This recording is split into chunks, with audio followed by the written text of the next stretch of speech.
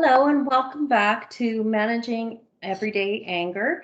This is session 2 and I am Heather Garreau-Miller, one of 3 health promotion specialists here in Edmonton.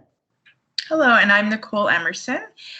So the two of us will be facilitating through this module once again. So you will see I'll appear again when it's my section, and we'll kind of go back and forth. So I will be just hiding my video for now, and I'll see you in a bit. So as you can see, our session today is titled From Trigger to Coping. So that's what we will be talking about. As before, this presentation you are about to view is the intellectual property of the Department of National Defence, Strengthening the Forces Health Promotion. Any reproduction or retransmission of the slides contained in this presentation is strictly forbidden.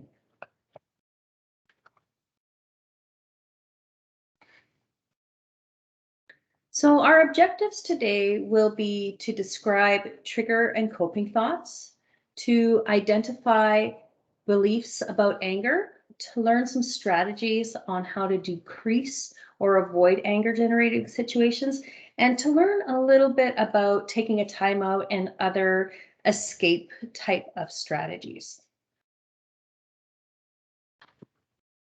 So let's begin with talking about trigger thoughts. What is a trigger thought? Well, once a situation is experienced, there's a whole lot of things that get running through your brain. And there are 2 types of thoughts that we might have when that situation arises. One of them might be a coping thought, which can help to settle us down and keep us calm. The other might be a trigger thought, and that trigger thought tends to increase negative emotions. They're sort of like pouring gasoline onto a fire. They generally make things a lot worse. So just as an example of that, if we think about the thinking skills model that was talked about in session 1, and the situation that we create is that we're driving in traffic, because I think it's a situation that any of us that have a driver's license have experienced, and we get cut off in traffic. Maybe our initial thought is he or she is an idiot. And that is what we might term a trigger thought, because what happens when we have that type of initial thought is that it can really influence the way the rest of the thinking skills model goes. So by thinking he or she is an idiot, that makes me feel angry, and so I'm feeling tense, I feel uptight, maybe I'm turning red, I feel my heart racing, and my emotions are anger and frustration, and maybe my behavior is escalating the situation. Maybe I start to chase the person, or maybe I drive up alongside of them and give them the finger. And so there's all of these things that can kind of go sideways when I have a trigger thought.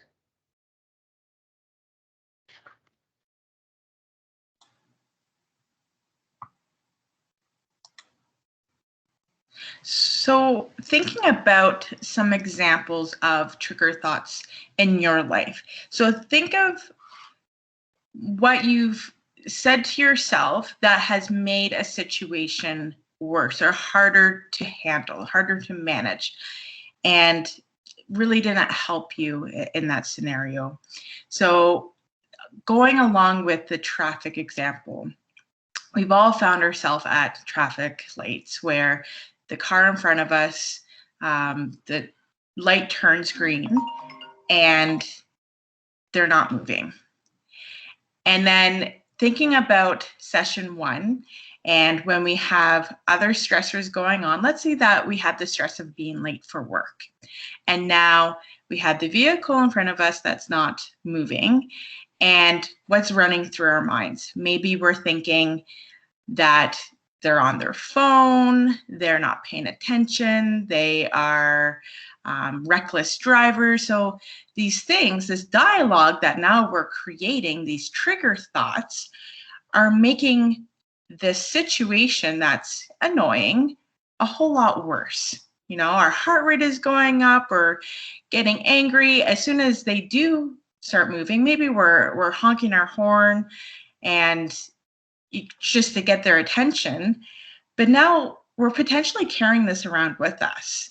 Now we're driving into work and maybe we pick up our speed. Maybe we have a little less tolerance now for other drivers.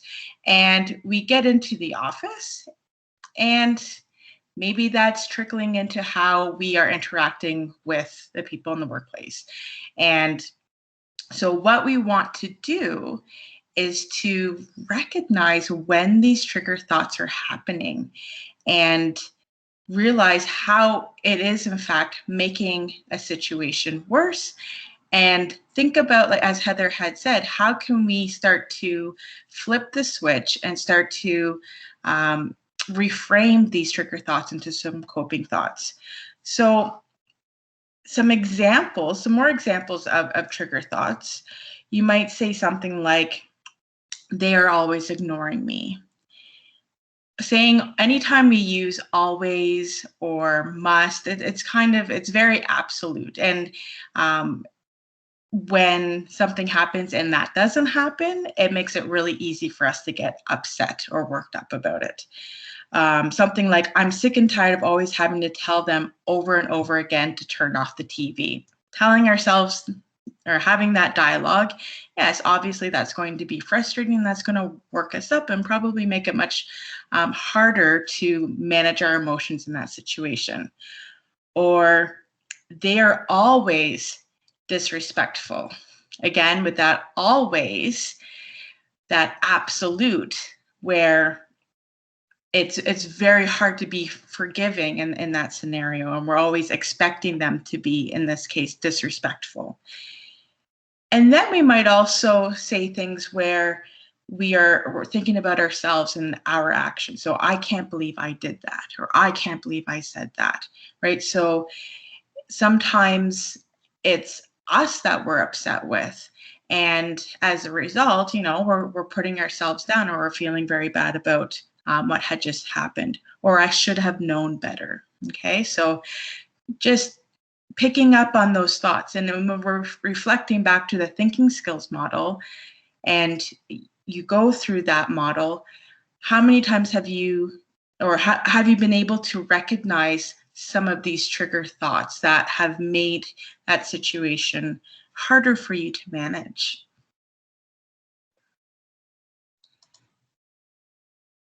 So looking at coping thoughts, and as Heather said, it helps to calm down, become more rational, regain our thinking, regain our composure. So we're not adding more fuel to the flames. We're letting the flames die down so that we're able to manage in a way that we're happier with. So it's not to say that we're still not, or that we're not happy, still not happy with the situation. We can still be angry, but it allows us to respond versus simply reacting to the situation. So in that split second, it allows us to perhaps pause, take a breath, maybe if we can gain some composure, gain some perspective, and decrease the level of intensity of feelings that we're feeling in that situation. So with those previous examples that I gave, a way of reframing them to some coping thoughts would be, they may not have heard me, or they may have become distracted, versus they never listened to me. Or they are not doing this purposefully to ignore me. So again, it's a little bit more forgiving. It's a little bit more, you're a little bit more curious as to, what is it that's making it hard for them to listen to you right now? Maybe they have something else going on, or they're distracted with something. They enjoy watching TV, and it's hard for them to listen when the TV is on. So again, it's realizing that there's this distraction at play. In this case, it's a television. For myself, I have kids, and when my child is watching TV, it is very difficult for them to listen. So it's not that they don't want to listen, it's that there's a distraction at play, and I realize that, and so I can turn off the TV, and then I have their attention. So again, it makes the situation easier to handle, and allows us to maybe not get into a place where we are getting frustrated and raising our voices and acting in a way that we're not happy with. So I like how this slide gives a lot of different examples of coping thoughts. So when we look at these coping thoughts, they really have to be something that you see yourself saying. If it doesn't come off as authentic to you, then it's really not going to work for you. But if you find that saying, take a few deep breaths, or I need to take a breath, or I can't think straight right now, I need to take a timeout. If that's something that you see yourself saying or something that you've used in the past, then it's going to be helpful, and it's going to be more likely that you're going to be able to use these coping thoughts. And for some people, they may write it down, some examples of coping thoughts, and post them in areas just to remind themselves. So maybe at their workstation, have a little sticky note and have, I control me, or again, I can relax or take a breath. And when you feel yourself getting worked up and you feel those physical sensations coming up, and you need that reminder to tune into that thinking, what am I telling myself? And just give yourself a few seconds to stop you from charging up that anger mountain, regain some composure, and then proceed with the situation. So in this sense, when we look at these formulas, it makes sense that when we replace that trigger thought with a coping thought, we're going to have a scenario where it's more likely that there's going to be problem solving. Not to say that we still don't have to do the work in order to have a successful outcome, and it's an outcome that we're happy with, but it makes it more likely, or it makes it easier for us to have that happen, to have a scenario where we're able to maybe in one case talk to the individual and come to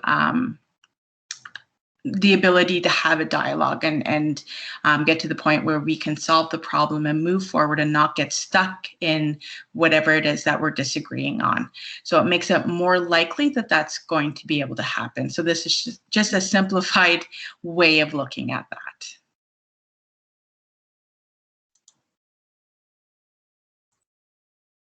Regardless of whether you choose a calm response or you choose a angry response, or you choose that triggered thought or that coping thought, as we've just been talking about, there's going to be costs and benefits. Now that might seem a little bit off, that you think there's a benefit to being angry, but there is, otherwise we wouldn't do it. So when we think about the benefit of getting to be aggressive and angry in a situation, oftentimes it's because we get to feel right in the moment. We get to see our piece. We get to maybe put somebody in their place. The cost often comes at a loss of respect from other people, whether it be the person that you're speaking to or the other people that have witnessed the conversation may also lose respect for you in that situation. It can get you into trouble. That's a definite cost.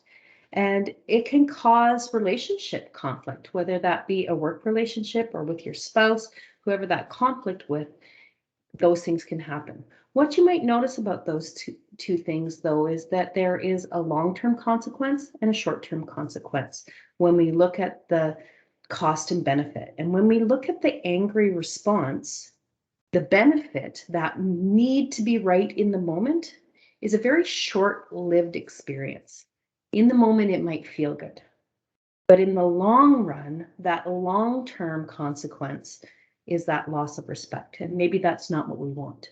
If we look at it on the other side of that equation, and we reacted using a good coping thought and our reactions calm, now maybe we look at the benefit as saying, well, maybe that person didn't take me seriously because I was calm.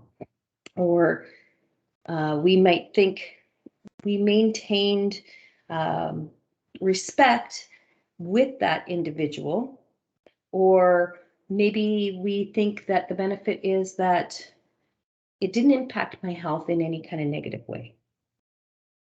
The cost is that honestly, when we do the calm response, it often takes us a lot longer. It takes calmness, it takes thought to walk ourselves through a conflict resolution with somebody in a calm way. It's very quick to shut somebody down and walk away, but we haven't solved anything.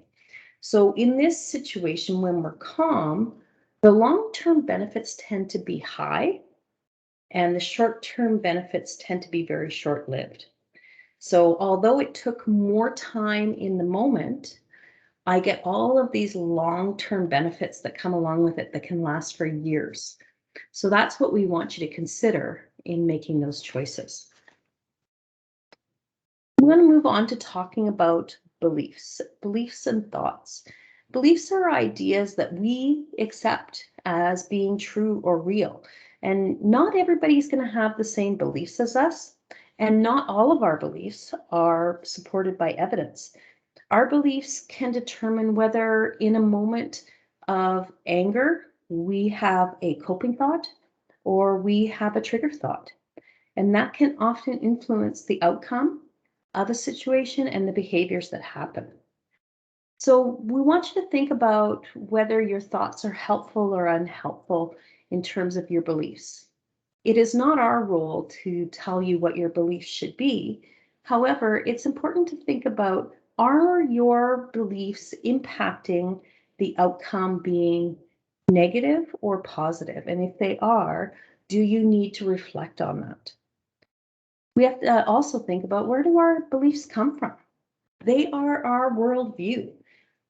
They are what we see as right or wrong. And we look at situations and events and we interpret them based on those beliefs. And those beliefs come from our past experiences. They come from our culture. They come from our faith, from our values, from our upbringing, from the influence that we have from social media. All of those things are contributing to that belief system that we have. And the meaning that we give events, the way that we make sense of our world, is based on that core belief system. There's a great quote from a diarist. She was a Cuban American, and she says, "We don't see things as they are. We see things as we are." And I think that's often true. We're looking always through everything we see in this life. We filter it through our own lens. We don't see it through anybody else's lens because that's not possible. We see it through our own, sometimes disregarding that other people are viewing it differently than we are. The other piece of beliefs and thoughts I want to talk about is our beliefs about anger itself. So just to give you a few examples of that, an example of a belief about anger might be, it is healthy to vent anger. The release of anger will result in a decrease of angry feelings. Interesting thought, but the studies actually show that venting anger doesn't necessarily result in a reduction of anger. On the contrary, venting can actually increase the anger intensity and the expression of that anger. Another idea around anger that people might have is that other people will respect me when I am angry and aggressive. The truth is that most of us, when we look at somebody that's angry and being aggressive, we are afraid of them or we don't want to interact with them because of how they're behaving. People respect other people that can stay calm and communicate clearly. Another example might be, I get angry because situations and people make me angry. And as you can probably guess from the conversations that we've already been having with you, it is not the situation that makes you angry or the other person that makes you angry, but it's the thinking that goes on between the event and the anger that happens. It is your perception of the event and your interpretation of the event that can result in that angry feeling. The last one we want to think about is, I have to be aggressive in order to get what I want. Being angry and aggressive often leads to later on, when the situation has finished, we feel a sense of guilt. We might feel like we want revenge or other costs that come along with it. These costs usually outweigh the benefit of getting our way, and they tend to be very short term. So we're going to look at a new model today. So last session, we talked about the thinking skills model. So we're replacing the thinking skills model this week with the anger management model. And this is simply a slightly more layered way of looking at what's happening when we encounter those anger generating situations. So as you can see with the model, all of the pieces with the original thinking model are still there, but we've added in perceptions. We've added in the cost and the benefits in there so that we can start to really look at all of the layers that come along with this. So I want to go back to that same cutoff in traffic example and look at it from the anger management model. So if we look at that, then the situation is I was cut off. Maybe my perception is all Edmontonians are bad drivers. So as a result of that, I get angry, and my behavior is that I drive aggressively. Maybe I'm giving the finger. Maybe I'm doing other things that, as Nicole said, as I go on throughout my day, are impacting other people besides that single driver. And the cost and benefit of that is that potentially I could be causing an accident. I could be enraging a person that is unpredictable because we don't know them. I could be impacting other relationships throughout the day. And the benefit is simply that I got to be right in that moment. But if we come back to the circle part of it, we can see that the beliefs and the sensations and the emotions are still there. People should be considerate in traffic is the belief that I have. Again, everyone's sensations will be different. Maybe you have those tight muscles. Maybe you have a red face. Maybe you feel heart palpitations and you feel angry. And all of that is impacting how we behave. So it's really important that we take a look at all of those pieces. The more we get to know ourselves, the more we see the layers, the more we can act on those layers and start to change our behavior.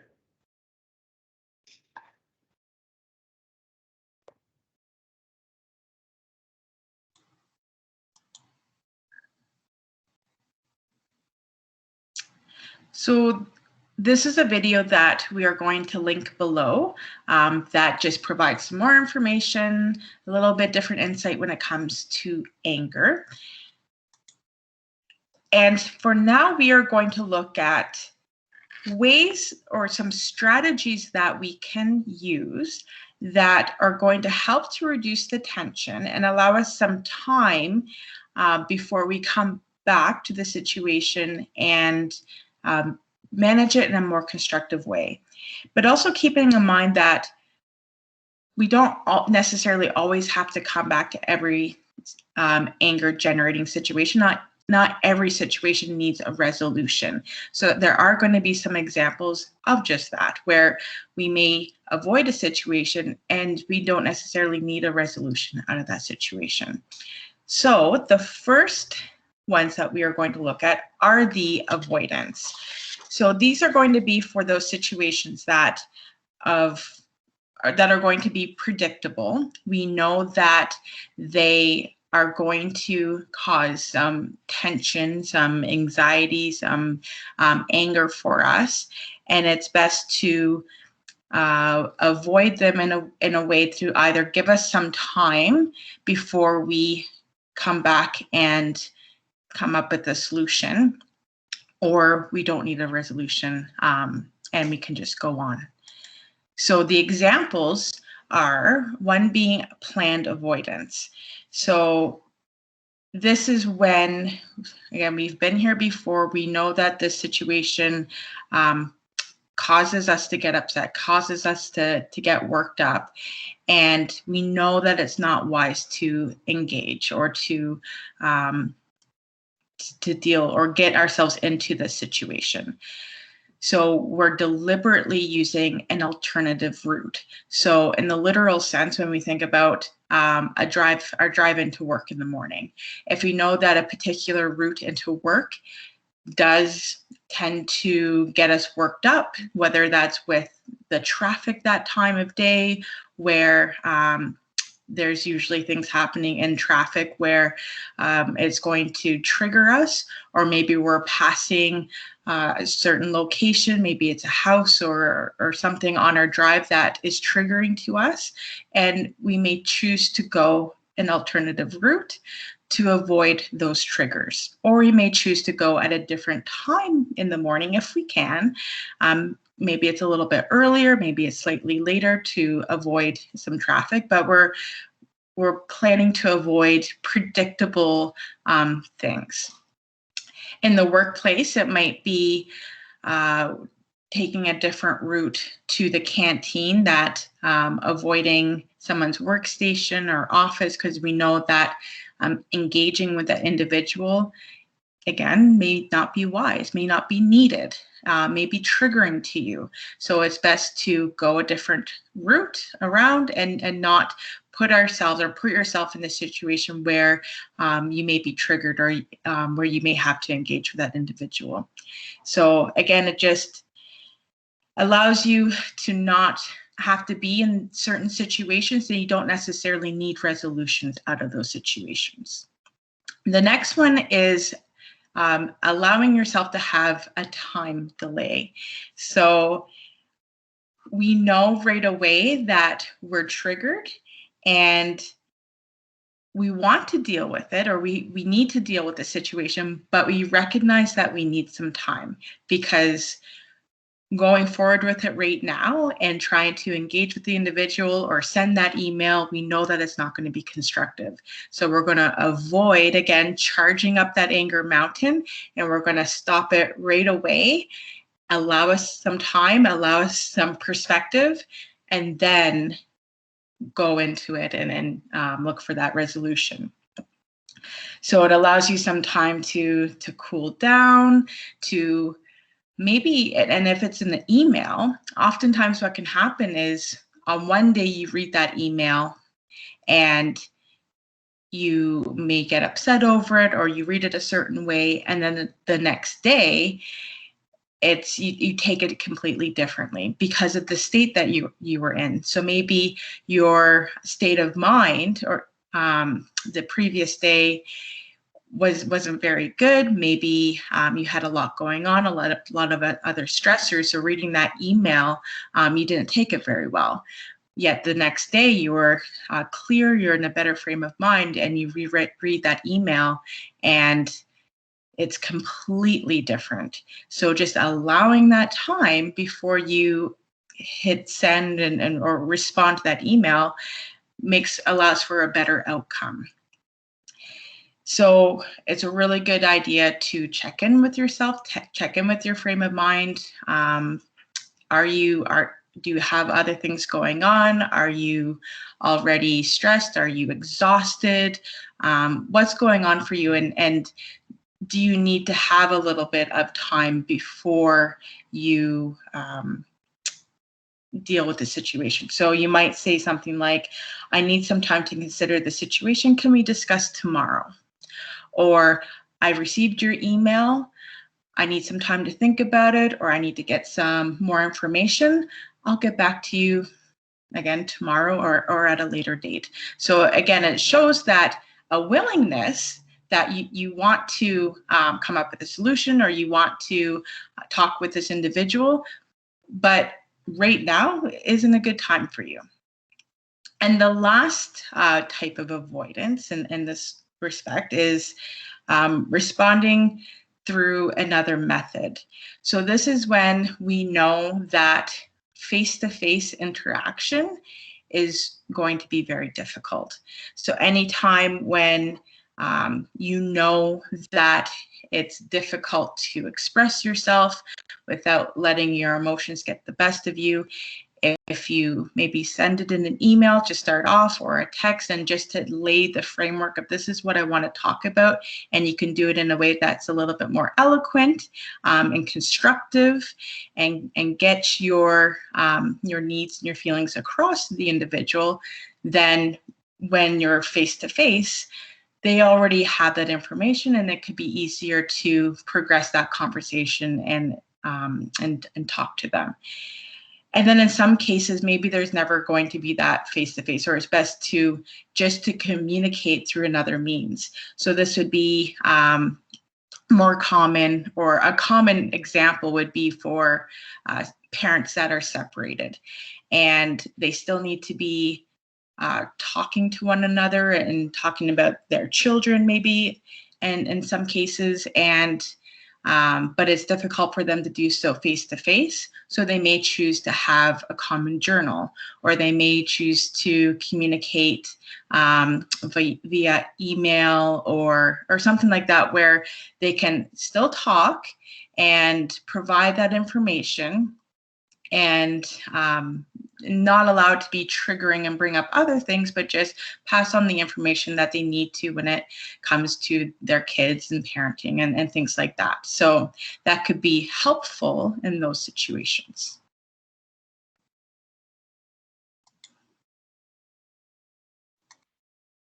So the next type of activity we're going to be talking about, or strategies, is escape strategies. And escape strategies are intended to be used to interrupt the angry response, and can be used for situations that cannot be avoided. So it's a way to deal with it once you start to notice that things are escalating in a situation, or that you have a long-term conflict going on with somebody that you can't really escape, but maybe can't be resolved in the moment. So that's the intent behind these. So we're going to look at these as more of a temporary fix and a way to diffuse the situation momentarily, to get some good rational thinking back on track, so that you can reapproach the situation in a healthy way. So the types of escape that we're talking about are planned escape, distraction, and time out. So a planned escape is simply that you know you're going into a difficult situation ahead of time.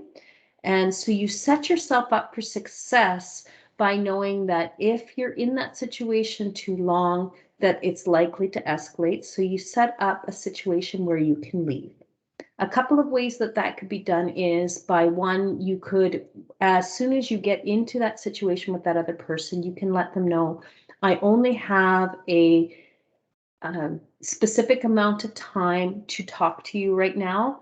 At such and such a time, I will need to leave as I have something else to do. And that gives you an out early on. So if you kind of know your tolerance level, which for most of us, when it comes to conflict, is going to be quite short. So you could be looking at 15 minutes to a maximum of maybe 30 minutes. And anything beyond that, you're really not going to probably have any effective conversation anyway at that point.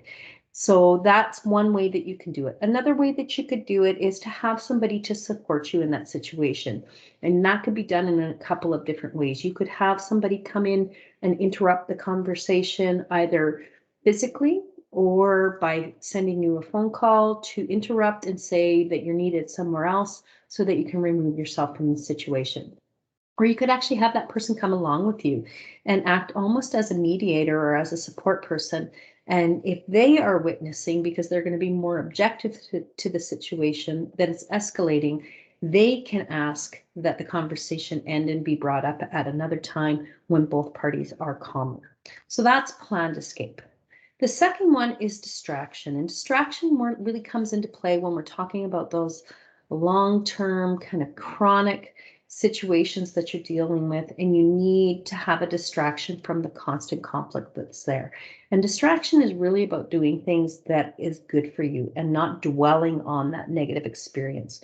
So it's participating in activities that really help to fill you back up. It can be your hobbies, it can be working out, anything that's sort of going to reduce that short-term discomfort that you're feeling until a longer-term solution can be put into place.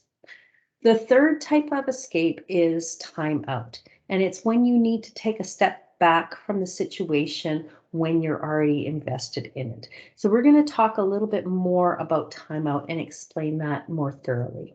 So timeout, respectful disengagement. So it's not just turning around and walking out on your partner in the middle of a conversation, but it's a way for actually to protect those relationships that are important to you. Timeout is typically used with more intimate relationships, like with our spouse or with our children or maybe certain family members. It's not often used in a work setting. As you can imagine, especially for those of you that wear a uniform, you can't exactly ask for a timeout while your superior is having a conversation with you. It's not typically thought of as being an okay thing to do. So you need to use other methods other than this. But let's look at it from the perspective of using it with a more intimate relationship like your spouse. So you set up those rules ahead of time. You set up your rules. For instance, if you're talking about your spouse, you say to them, I really don't like it when we fight.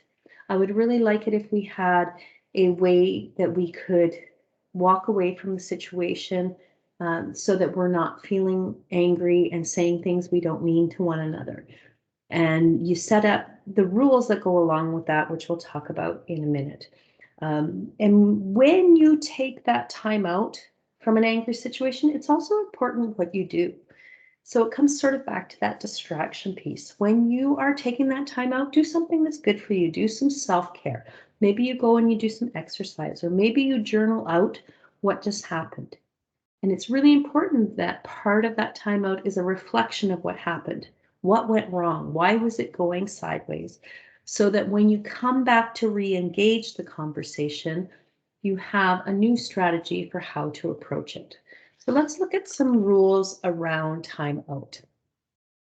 One, again, it is that mutually agreed upon situation, and you have a signal that signifies you're going to take a timeout. It could be as simple as saying to the person, if I do this, I need to take a timeout. I'm going to turn around and I'm going to walk out of the room. Respect my decision to do so. Please do not follow, as in the second rule that you see up on the slide. What tends to happen is that one person needs to disengage and the other person feels that the conversation hasn't been completed and it feels very frustrating to them.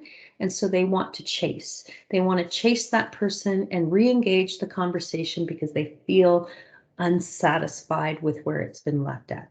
So that's why it's important to have set that up ahead of time so that that individual that typically likes to chase is going to respect your decision to walk away. Now, that's only going to happen if that person feels that you're going to come back and re-engage that conversation at some point. So the third rule is we stop the discussion immediately. The person gets to exit the conversation, but they need to have a plan for that time out. And part of that plan includes a time in. And that's going to help to ease the discomfort of the person that's been left. So if I say to you, I need to walk away, and when I walk away, my plan is to come back to you, talk to you in an hour. During my timeout, I'm going to tell you where I'm going and what I'm doing so that you don't worry. I'm going to go for a walk. I'm going to go and journal. I will be down the street on the trails outside of our house so that they sort of know, and they also aren't fearful of that. That's going to help them to stay calm in that situation. What may also happen is that you take that 1 hour time out and you come back and you're still angry. And that's not a good situation to find yourself in. And it's not a good place to pick up that conversation. So in that instance, when you come back, you need to be able to say to the person, I still don't feel like I'm ready to engage this conversation. I know it's important, but I need a longer timeout. And then you reset that timeout plan and start again.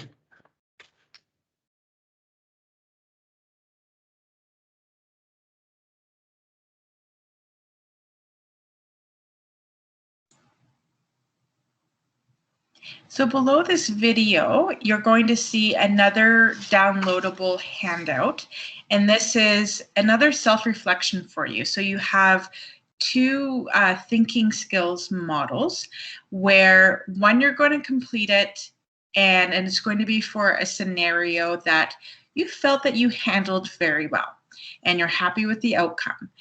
And for the second one, you are going to reflect on a situation that perhaps you didn't handle as well as you would have liked, and look at the differences between the two. So what made you more successful in the first scenario? What allowed you to be constructive and problem solve and handle the situation in a way that you were happy with and you were calm, and it had a better outcome?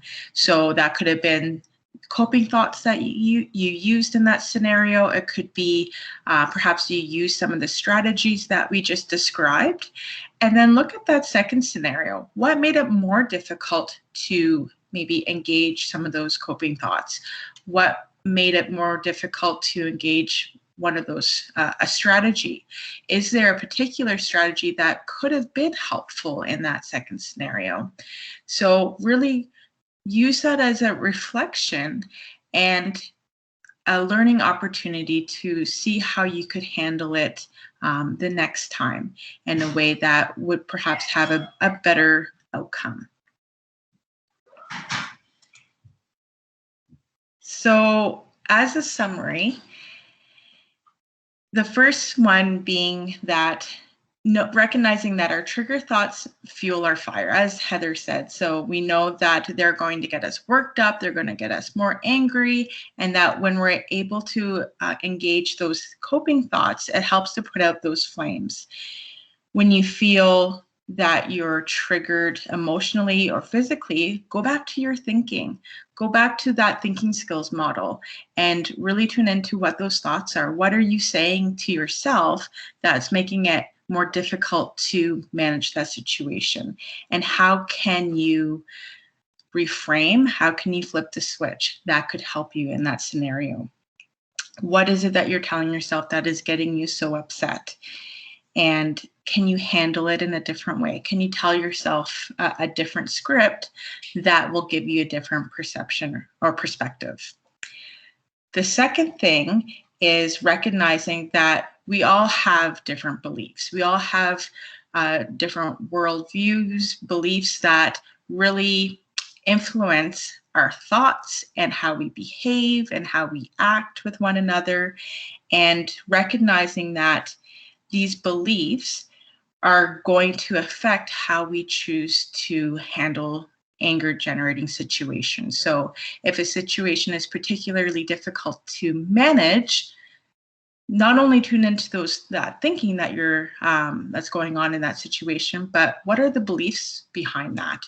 Are there beliefs that are making it more difficult for you to manage? And is there some more work that can be done that can help you to manage that situation in a way that is going to be more helpful, more constructive? And the third part, or the last one, is looking at those strategies that you can use. So whether that's a timeout strategy or one of the other avoidance or escape strategies that may be beneficial for you in a situation to help to diffuse, to help to de-escalate, and allow you to re-engage in that conversation or re-engage later in that situation in a way that again, is going to be more constructive and have a better outcome. So that is it for this session. So I'll just leave you with this quote. And as I said, so they're going to have links to the YouTube videos under this recording, and also the link to that homework assignment for the self-reflection. And as always, our contact information, please email us if you have any questions. If you want to register for whether it's Managing Anger Moments or a Stress Take Charge or any of the programs, you can go to CAF Connection and our program list and see all the programs that are available to you. And the next session will be looking, again, diving deeper into those trigger thoughts, and we're going to look at that habitual way of thinking, so thinking errors, and look at how we can reframe those thinking errors. We're going to actually classify them into categories and have some more opportunity for self-reflection. And then we're going to move into communication and how communicating with different individuals that have different communication styles can escalate anger, can make it more stressful, and some strategies for helping us through that. So that's it for now, and we'll see you again soon.